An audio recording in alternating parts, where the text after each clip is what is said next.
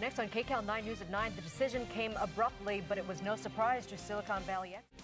It is the end of an era. Steve Jobs is stepping down as chief executive officer for Apple. Jobs, who's been battling pancreatic cancer, made the announcement today. Yeah, he was already on his second leave of absence from his hands of management on the company that he founded. KCAL9 Sandra Hughes has a look at the man who has changed global technology. It is the day after the big quake that struck the eastern U.S., and the effects are still being felt. As Danielle Nottingham shows us, some popular landmarks across Washington, D.C. remain closed. Forecasters predict Hurricane Irene will move toward the southeastern coast this weekend and maybe going to the Carolinas first. As Mark Strassman shows us, residents in parts of the Carolinas are already prepared for the worst-case scenario.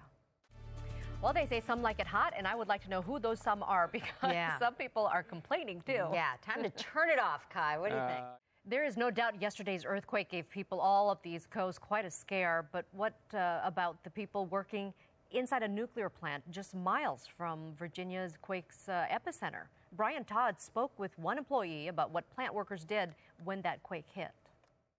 The controversy over Alabama's tough new immigration law took center stage today in court. Hurricane Irene has some people scrambling to stay ahead of the storm. Boaters are trying to get their prized possessions dry docked and safe.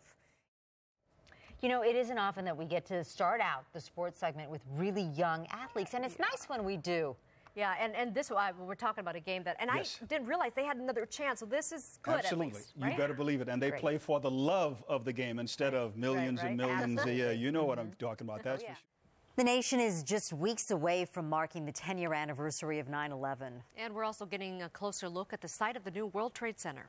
It'll be This Sunday marks the 48-year anniversary of Dr. Martin Luther King Jr.'s I Have a Dream speech. Byron Pitts introduces us to the photographer who captured some of the most compelling images from that historic day.